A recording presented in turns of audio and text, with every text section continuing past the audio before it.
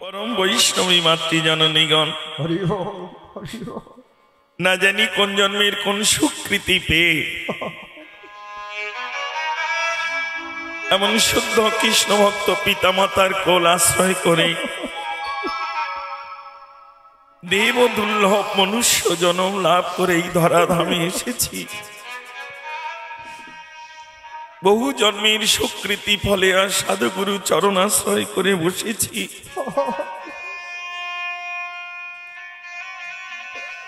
আমার রাধা কৃষ্ণ নিষ্কাম ব্রজ প্রেম ও লীলা রস এক বিন্দু আস্বাদনের জন্য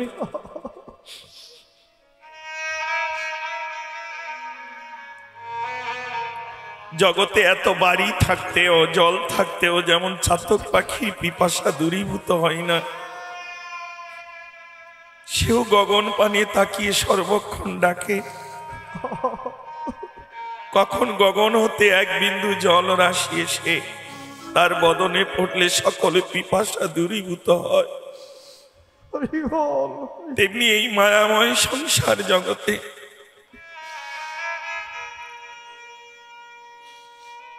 আমরাও তাকিয়ে আছি সাধুগুরু বৈষ্ণব পানে। কখন এই নামামৃত লীলা রস এক বিন্দু আমাদের পান করাবে? যে নামামৃত লীলা রস পান করলে জগতের সকল জ্বালানোর দূরীভূত হবে, শুদ্ধ কৃষ্ণ প্রেম ভক্তি উদয় হবে। আমি ভজন পথে মতি হয়ে নাম রসে ডুবে গিয়ে সদ্গুরুর চরণ ধরে আমি সেই নিত্য লীলার সন্ধান পাব। সর্বগ্রে আপনাদের মতো বৈষ্ণব বৈষ্ণবী চরণে এই অধম কাঙাল ভজন সাধনীন কপট কদাচারী মহামূর্খ দেবব্রতর সম্প্রদায়ের তরফ থেকে আপনাদের পাদ ও পদ্মে ভক্তি শ্রদ্ধার সহস্র কোটি পূর্ণিপ। নিতাই গৌর হরি হরি বল হরি বল হরি বল জনতাই জয় নিতাই জয় রাধে। একটা জিনিস বলি মা, আমার জীবনের প্রথম আপনাদের শ্রীচরণে এসেছি। অনেক দূর দূর থেকে ভাগবত চূড়ামণিগণ এসেছেন, সম্মুখে বসেছেন। আমার এইটুকু জীবনে আমি জেনেছি, আমরা অনেকে ভাবি কীর্তন মানে গান, কীর্তন মানে কোনো পালা, কীর্তন মানে তত্ত্ব কথা, কীর্তন মানে লোককে জ্ঞান দেওয়া। না, কীর্তন হচ্ছে ভগবানের সেবা। জীবনং কৃষ্ণ ভজনং যস্য পঞ্চদিনা নিচকে সবে। দুঃখ কি জানো, আমরা ভগবানকে ভালো সবাই বেসেছি, ভগবানকে ভালো সবাই বেসেছি,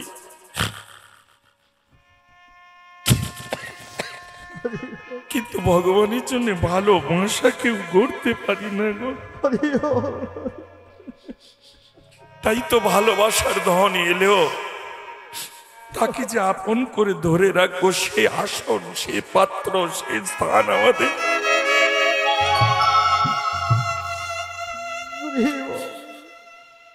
এ জগতে জীবের কি জ্ঞানের অভাব আছে? যেই কীর্তন গাইতে এসে তাদের জ্ঞান দিতে হবে। বাবা রাগ করো না মা, তবে এইটুকু জানতে হবে, কীর্তন হচ্ছে ভগবানের সেবা।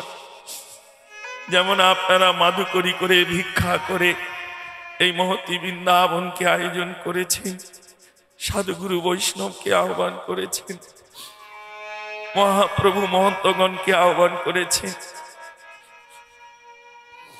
মালসায় ভোগও দিয়েছেন, যার যেমন সাধ্য সাজিয়ে দিয়েছেন, ফল মিষ্টি মিষ্টান্ন কত কিছু দিয়েছেন না। দেওয়ার পরেও বসে বসে গাচ্ছেন ভজ পতিত উদ্ধারণ শ্রী গৌর হরি। কেন এত ফল মিষ্টি মিষ্টান্ন এত কিছু দিয়ে আবার আমি নিজে পতিত হয়ে রইলাম? মহাজনগণ বললেন, গৌর চরণ আশ্রয় পেতে হলে, আমার নিতাই চাঁদের করুণা পেতে হলে তাকে যে পতিত হতে হবে।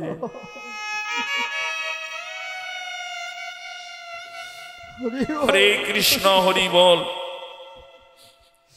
জ্ঞানীজন তাই বলেন, মা উঁচু যদি হতে চাও নিচু হও আগে।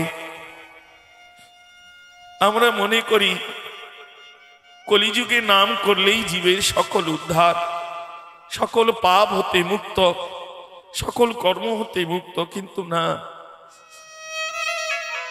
শাস্ত্রে বলেছেন কল নাস্তে ব নাস্তে ব নাস্তে বগতি অন্যথা। কলিযুগে নাম ছাড়া জীবের উদ্ধার মঙ্গল কোনো পথ নেই। কিন্তু এই নাম করে আমাদের কি হলো? কলিযুগ যুগে ঘরে ঘরে হরি নাম ও সংকীর্তন হবে।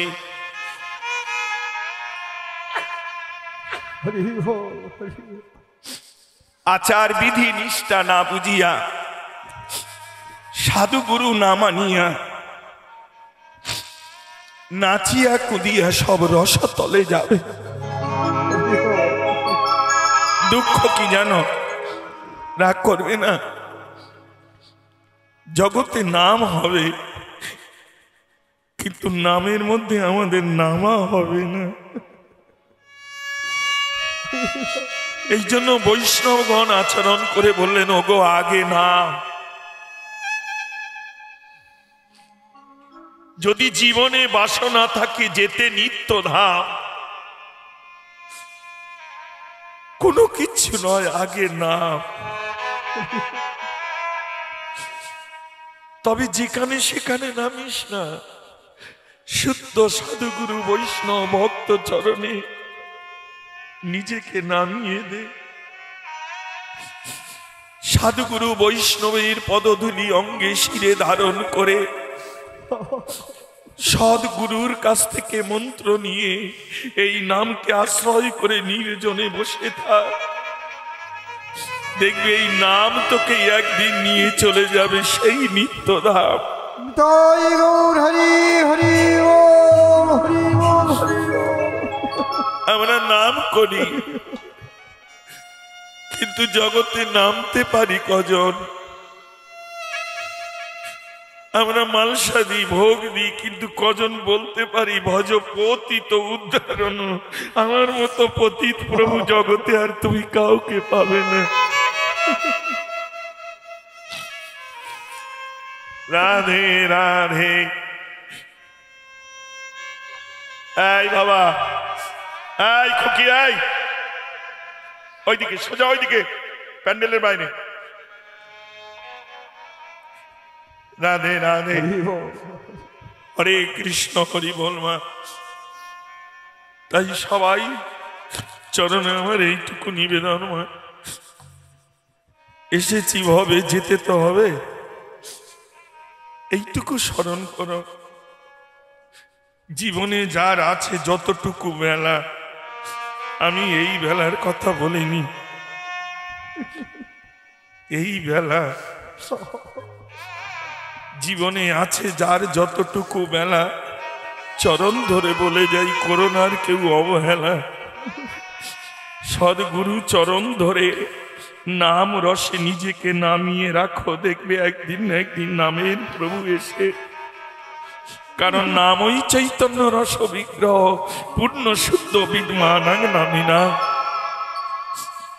নামেই তুমি নেমে দেখো, দেখবে নামই এসে একদিন তোমার হাত ধরে নিয়ে যাবেই যাবে।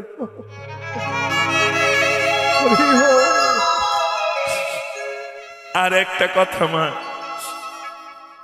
হরে কৃষ্ণ, আমরা অনেকে বলি এসেছি খালি হাতে, যাব খালি হাতে। বাস্তব সত্য নয়, কেউ খালি হাতে আসে না। কেউ খালি হাতে যায় না। যদি বলো তাহলে আমরা দেখতে পাই না।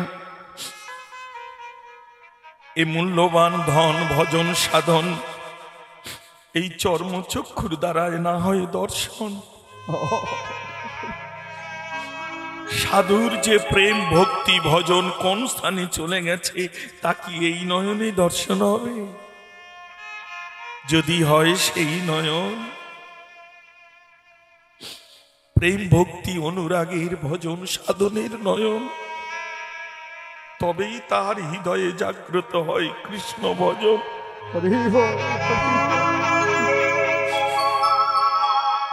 দেখবেন মা, সন্তান যখন সুসময়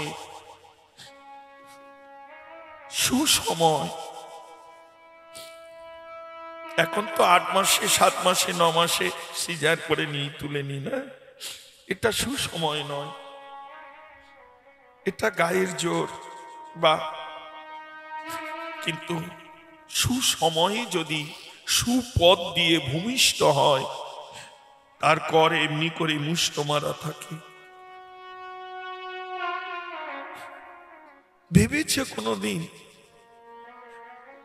এই জলাশয়ে কিমিকিটের মধ্যে মলমূত্র যেখানে, সেখান থেকে ওই সদ্যজাত শিশুটি কি এমন বস্তু নিয়ে এলো আপন করে মুঠো করে, কি নামিয়ে আনলো ধরাধামে? বৈষ্ণবগণ তাদের সেই প্রেম ভক্তির নয়ন দিয়ে দর্শন করলেন। ওই শিশুটির করে আছে তার ভাগ্যের লেখন। যে আমরা যারাই এসেছি জানবে আমরা আমাদের ভাগ্যকে নিয়ে এসেছি। এই যে আপনারা এসেছেন, আমি এসেছি, আমরা প্রত্যেকেই প্রত্যেকের ভাগ্যকে নিয়ে এসেছি বাবা। না হলে আমরা কেউ আসতে পারতাম না। যদি বলেন দেবব্রত তোমায় বায়না করেছি, অর্থ দিয়েছি, আসবে না কেন? মা, তোমাদের কথা দেওয়ার আগে আমি যে আর এক জায়গায় কথা দিয়ে এসেছি, সে যখন ডাকবে জগতে কার শক্তি তাকে ধরে রাখতে পারে? তাই আমার মতো অদমের ভাগ্যে ছিল বলে আপনাদের মতো সাধুগুরু বৈষ্ণবের চরণ দর্শন হলো। আমরা প্রত্যেকে নিয়ে এসেছি ভাগ্য। যতই কমিটির বাবু নিমন্ত্রণ করুক, বাড়ি বাড়ি বলে আসুক, যদি ভাগ্যে না থাকে, রাধে রাধে। এবার এখান থেকে নিয়ে কি যাব? অনেকে বলে আমি যাব, আমার নাম যাবে। নাম যারা করতে করতে যাবে শ্মশান পর্যন্ত রেখে তারা নাম নিয়ে আবার ফিরে আসবে। লক্ষ্য করো মা, বলো আমি যাবে, আমার প্রাণ যাবে। প্রাণ তো আগেই চলে গেছে, তবেই তো তোমায় নিয়ে গেছে। তাহলে কি যাবে? জীবনে মনে রেখো মা, যেদিন তুমি যাবে তোমার সঙ্গে একজন যাবে, সে হলো তোমার কর্ম। আর কর্মই হচ্ছে ধর্ম। এমন কিছু কর্ম করো না জীবনে সাধুগুরু বৈষ্ণব ভক্ত আঘাত পায় জীবনে। কারণ ভগবানকে দুঃখ কষ্ট আঘাত দিলে সে সইতে পারে, কিন্তু সাধুগুরু বৈষ্ণবের আঘাত করলে ভগবানও সইতে পারে না। কর্মই ধর্ম মা। কর্মের মধ্যে দুটো ভাগ, একটা সৎ কর্ম, একটা অসৎ কর্ম। এবার তুমি ঠিক করো, মনুষ্য জনমে এই দেব দুর্লভ, যে দেবতারাও এই জনম বাসনা করে, দেবলোক ছেড়ে তারাও এসেছে ধরাধামে এই কলিযুগে। শিবৈল অদ্বৈত শ্রীবাস গদাধর, তাই না? স্বয়ং ব্রহ্মা হইয়াছেন ভক্ত হরিদাস, সব এক এক করে হয়েছেন, তারাও নেমে এসেছেন। এই জন্য ধন্য কলিযুগ, ধন্য চৈতন্য অবতার। এই জনমে এই যুগে যদি হরি ভজন না হলো তাহলে জানবে বৃথাই চলে গেল জনম। বারবার চেষ্টা করো মা। রাধে রাধে, হরে কৃষ্ণ, হরি বল। হরি বল। লীলা পরিবেশনের মধ্যে আরো আপনাদের সঙ্গে দেওয়া নেওয়া হবে। হরে কৃষ্ণ, হরি বল। শান্ত কীর্তন, শান্তর বস্তু পাও। একটা জিনিস বলে যাই মা, আর কোনোদিন তোমাদের চরণ দর্শন হবে কি জানি না, তবে এইটুকু বলি মা, জপ করো, আহ্নিক করো, তপ করো, যাই করো, এই কলিযুগে নামতে শেখো। আস্তে বসো, নামতে শেখো, আর কিচ্ছু নয়। হরি বল। আমরা সবাই জানি কি হয়েছে, কি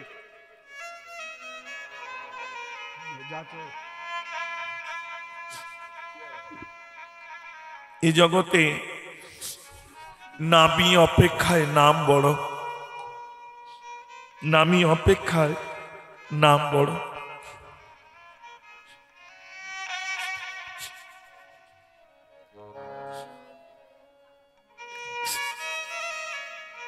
প্রভু রামচন্দ্র বানর সেনাগণকে সঙ্গে নিয়ে যখন সমুদ্র বন্ধন করছেন, বানর সেনারা এক এক করে রাম নাম লিখে শিলা যখন, পাথর যখন জলে রাখছেন, ভেসে উঠছে।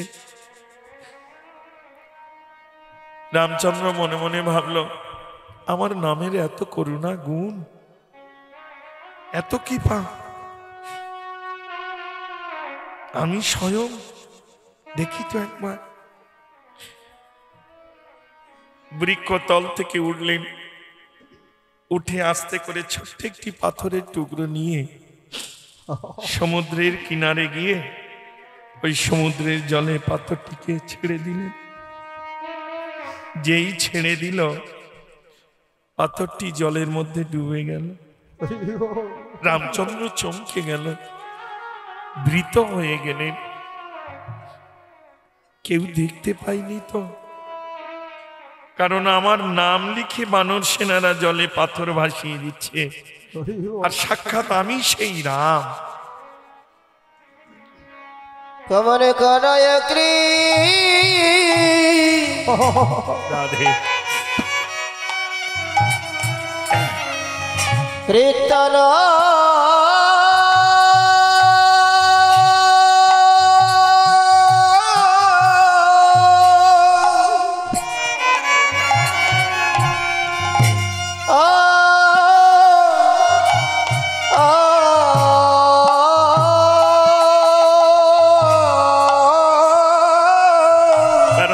সেই মর্যাদায় সেই পুরুষোত্তম রাম। রাধে রাধে রাধে রাধে।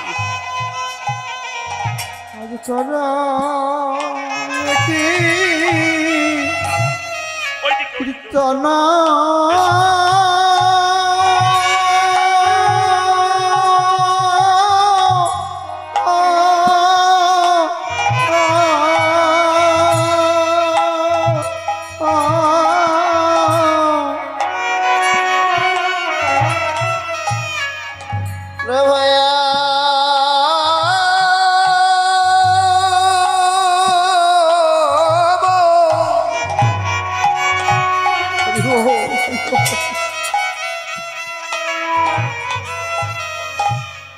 মনে করয়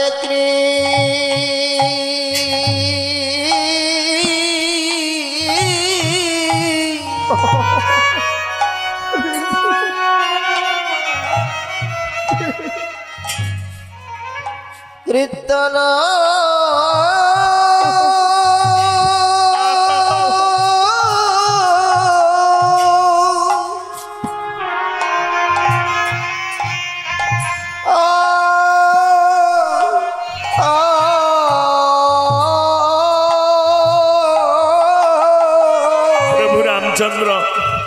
আপন করে যখন শিলাটি, পাথরটি জলে দিলেন, ডুবে গেল। কেউ দেখতে পেল না, দেখলো হনুমান। জিজ্ঞাসা করলো, প্রভু এ কি দর্শন করলাম?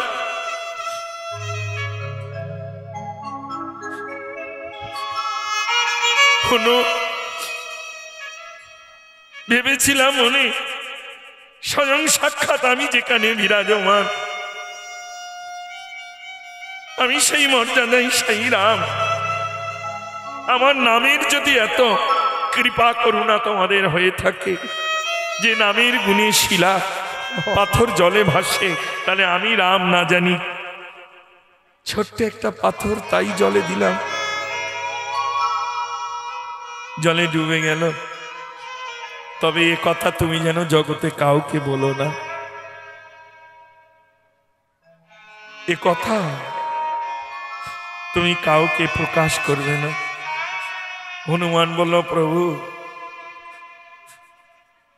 তুমি তোমার কথাটাই ভাবছ, কিন্তু জগতের কথা ভাবলে না। কি?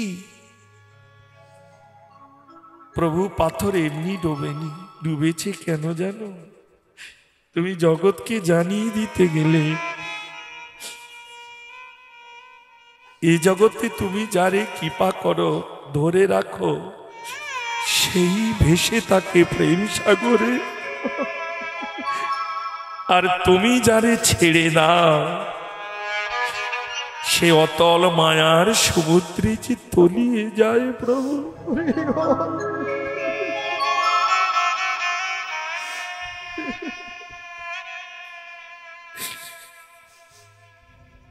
আজ আমি জেনে গেলাম, তোমা অপেক্ষায় তোমার নাম অনেক বড়। রামচন্দ্র মনে মনে ভাবল, শুধু এইটুকু তুমি জানো, কিন্তু তুমি জানো না যে নাম অপেক্ষায় তোমার মতো ভক্ত অনেক বড়।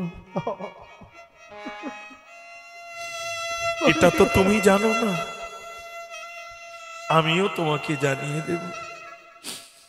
প্রভু রামচন্দ্র গিয়ে বৃক্ষতলে বসলেন। বানর সেনারা যথারীতি কর্মের মধ্যে কর্ম করছে, পাথরের টুকরোগুলো নিয়ে রাম নাম লিখে। ওই যে বৃক্ষের তলে বসে আছে, ওই বৃক্ষের শাখে, মানে গাছের ডাল যেটা বলে বাংলা ভাষায়, গ্রাম্য ভাষায়, ওই বৃক্ষের শাখে ছোট্ট একটি জীব, আমাদের মতো এত বলিষ্ঠী নয়, এত সুন্দর সুতম দেহ নয়, ছোট্ট একটি দেহ, নাম তার কাঠবিড়ালি। বৃক্ষের শাখে থেকে প্রভুকে দর্শন করছে আর মনে মনে ভাবছে, আইরে বিধি, এমন কি কর্ম করেছিলাম যে এ জন্মে এই দেহ আমায় দিলে।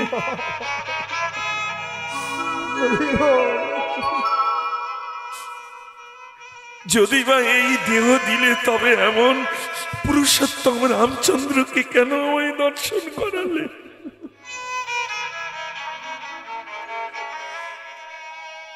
আমি কি দিয়ে তার সেবা করবো বলো? নয়নের জলে ভাসতে ভাসতে ভাবল, সৃষ্টিকর্তার দোষ দিয়ে লাভ নেই, কারণ নিজের কর্মে নিজেকেই জন্ম নিতে হয়। পূর্ব জন্মে আমি জানি না কি কর্ম করেছি, তাই আমাকে এই রূপে জগতে আসতে হয়েছে। কিন্তু প্রভু,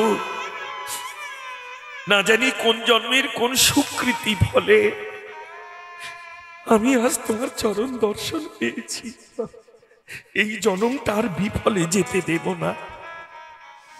যতটুকু দেহ শক্তি আমার আছে, আমি তোমার পথ নির্মাণ করব।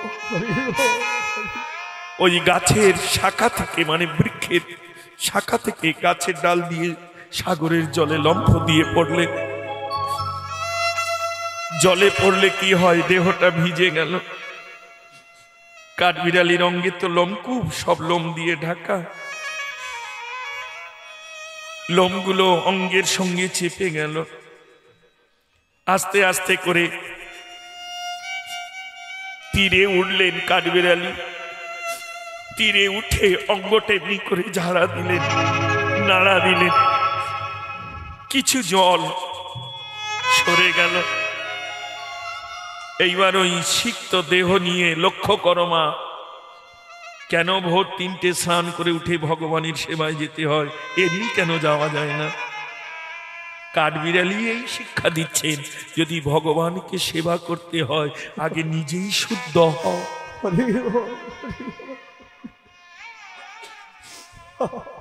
শুধু কীর্তন শুনলে হবে না, সিদ্ধান্ত বুঝলে। কেন কাঠবিড়ালিও জগৎকে জানিয়ে গেল? সে তো পারত ওই অবস্থায় গিয়ে, যেখানে বানর সেনারা পাথরগুলো ভাঙছে, ছোট ছোট করছে, তো ওই পাথরের টুকরোগুলো যেখানে বালিকণা হয়ে আছে, ছোট ছোট টুকরো, সেখানে গিয়ে কাঠবিড়ালি গড়া দিচ্ছে। ওই কমল অঙ্গে না জানি তার কত আঘাত হচ্ছে, কারণ টুকরোগুলো তো সব একভাবে নেই, কত তীর ভাব হয়ে আছে, ফলার মতো হয়ে আছে, তাহলে তার কোমল অঙ্গে গিয়ে আঘাত করছে। কিন্তু তার মনের আশা, আমি প্রভু রামচন্দ্রের যাওয়ার পথ করে দেব, কারণ আজ প্রভু যাচ্ছে, যেদিন আমার যাওয়ার পথ হবে। হরে কৃষ্ণ, হরি বল। অঙ্গটি দেহটি দিয়ে বারবার গড়া দিল, বালিকণা স্বরূপ যতটুকু পাথরের টুকরো তার অঙ্গে রাখলো, লোমকূপে প্রবেশ করলো, আর ছোট্ট একটি পাথরের টুকরো বদনে নিয়ে এমনি করে আস্তে আস্তে, কারণ দ্রুত গতি গমন করলে ঝরে পড়ে যাবে, তাই ধীর গতিতে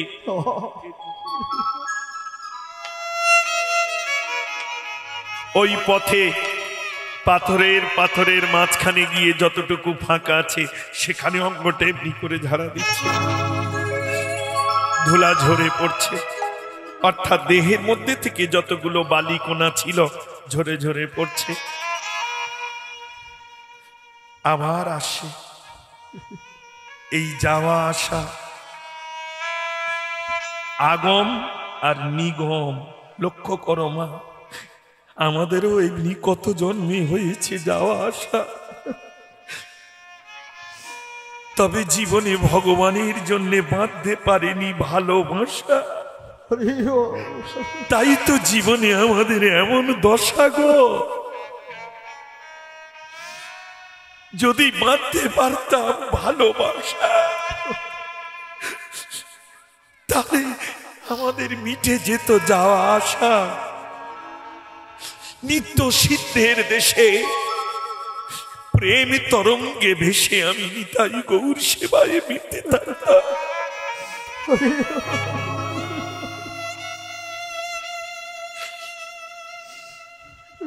কাঠবিড়ালি যাচ্ছে আর সে রামের চরণ দর্শন করছে, রামও দেখছে।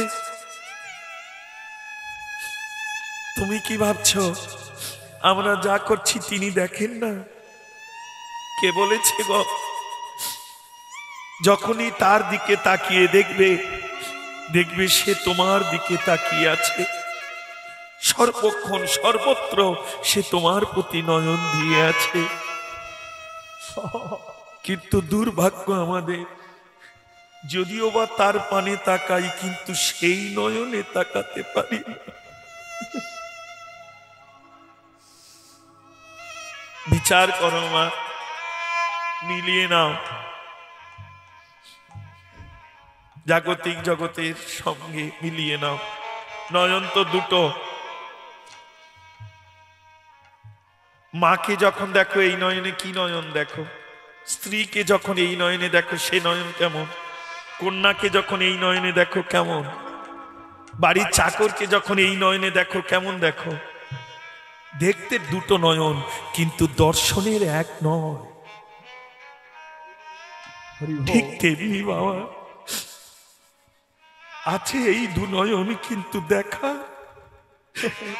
রাধে রাধে।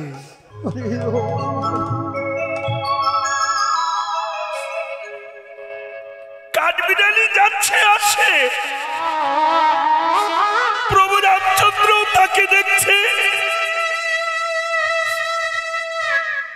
আবার কাঠবিড়ালিও রামকে দেখছে।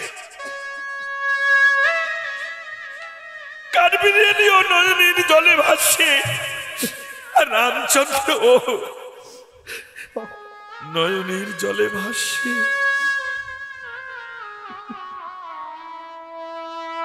তাহলে ভগবানও কাঁদছে, আবার দাসও কাঁদছে, মধ্যিখানে মিলন হচ্ছে না কেন? একটাই কারণ, এই বারবার যাওয়া আসার মাঝখানে হনুমান মনে মনে ভাবে, আমরা এত বলিষ্ঠী, এত শক্তিমান, এত বলবান, আমরা যাওয়া আসা করছি এই পথে, আর এই ছোট্ট একটা জীব বারবার যায় আসে, না জানি কার পদপিষ্ট হয়ে প্রাণ হারাবে। হ্যাঁ, এই ভেবে হনুমান বলে, যা এখান থেকে বলে আপন চরণটা তুলে নিয়ে যেই কাঠবিড়ালির চরণ দিতে গেছে, চাপা দিতে গেছে, প্রভু রামচন্দ্র ওখান থেকে চিৎকার করে উঠল, হনু বাবা, তুই চরণটা সরা বাবা। রামচন্দ্র ছুটে এসে হনুর চরণটা ধরতে গেল, আগে চরণ সরা। হনু চরণ যেই সরিয়ে নিলেন, তাড়াতাড়ি করে রামচন্দ্র ওই ছোট্ট কাঠবিড়ালিকে আপন কোলদেশে এমনি করে নিয়েছে। আরে বড় কষ্ট হয়েছে, আঘাত হয়েছে, হনুর পদতলে পড়ে পিষ্ট হয়েছে, বড় কষ্ট পাচ্ছ। কাঠবিড়ালি কাঁদছে আর প্রভুর পানে দেখছে। প্রভু, তুমি আমাকে এমন করে বক্ষে ধরেছ, আমি জগতের এত নিকৃষ্ট জীব জেনেও আমাকে, হ্যাঁ, রামচন্দ্র তার কমল কর অঙ্গে বুলিয়ে দিলেন। ওই জন্য কাঠবিড়ালির অঙ্গে দেখবে মা দাগ আছে, এই দাগ কার? প্রভু রামচন্দ্রের কমল কর অঙ্গে এমনি করে বুলিয়ে দিলেন। তারপর প্রভু রামচন্দ্র কাঠবিড়ালিকে জিজ্ঞাসা করল, আমার এই যাত্রা পথে তুমি সহযোগিতা করছো, আমার সীতার উদ্ধারের পথ তুমি তৈরি করছো, তেমনি তোমার জীবন পথে তুমি যা চাইবে আমি তোমাকে তাই দেব, বলো তুমি কি চাও? তুমি যদি দেবলোকে দেবত্ব চাও আমি দেব, তুমি যা হতে চাইবে আমি তোমায় দেব, প্রয়োজন হলে আমি তোমার দাস হব। রামচন্দ্রের মুখশ্রিত বাণী শ্রবণ করে কাঠবিড়ালি বলল, প্রভু চাইব, যদিও চাইলে পাওয়া যায় না, কারণ করে পাওয়ার নাম কৃপা। চাইতে নেই, কর্ম করো, ফল তুমি দিয়ে রেখেছ। তবু যখন বললে স্বয়ং সাক্ষাৎ তুমি নিজ বদনে, তবে চাইব তোমার চরণ। চাও প্রভু গো, প্রভু গো, মিনতি রইল তোমার ওই চরণে। এ জন্মে কি কর্ম করে যাচ্ছি চলে তা আমি জানি না জীবনে, যদি আবারে আসি এই ধরা ধামে তাহলে মিনতি রইল তোমার কাছে। কি বলো, জানায় বলো না। প্রভু কোন ভক্তের চরণে আমার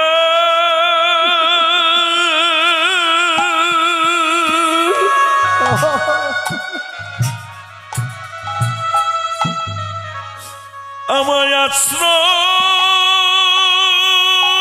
দিও,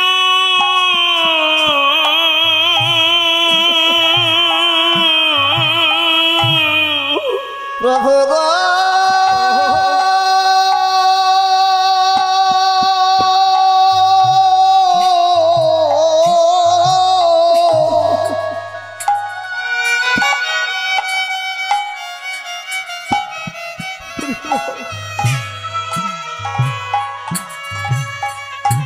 কোন ভক্তের চরণে আমার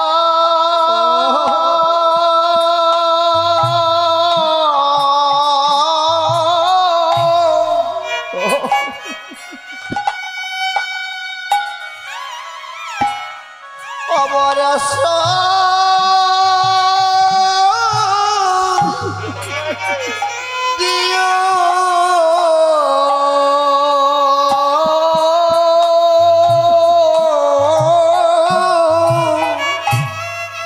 আমার এই মিনতি হরি বল হরি বল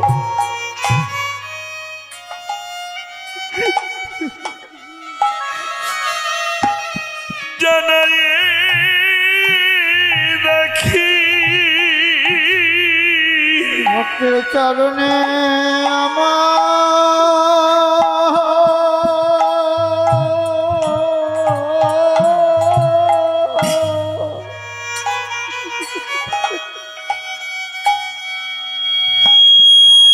আমার আশা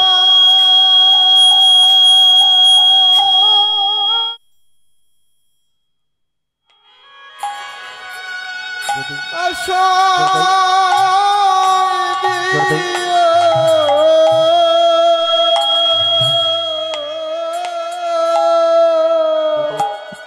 আমার এই মিনতি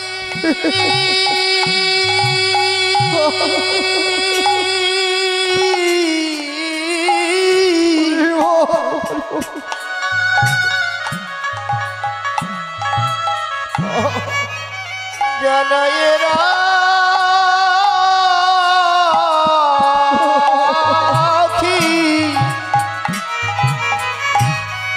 ভক্তের চরণে আমার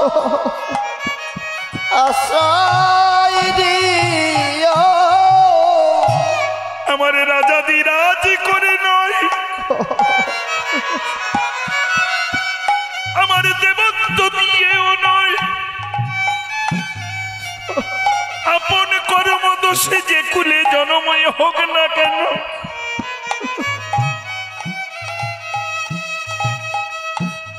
যেন ভক্তির চরণ ধুলি আমার শিরে পরে ভক্তের চরণ ধুলি আমার শিরে পড়ে ভক্তের পদ ধুলি পেলে তোমায় পাওয়া হবে চরণ ধুলি আমার শিরে পড়ে পদ ধুলি পেলে তোমার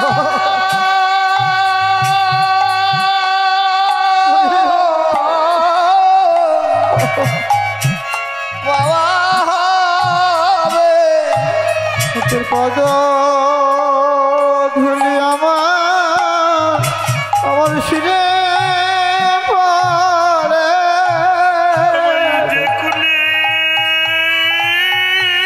জন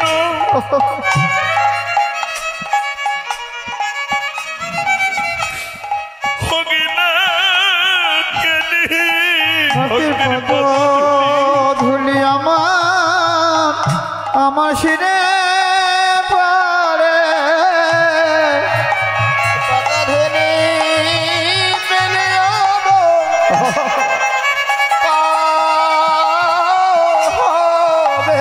ভক্তের পদ ধুলি আমার শিরে পড়ে আমি জীবনী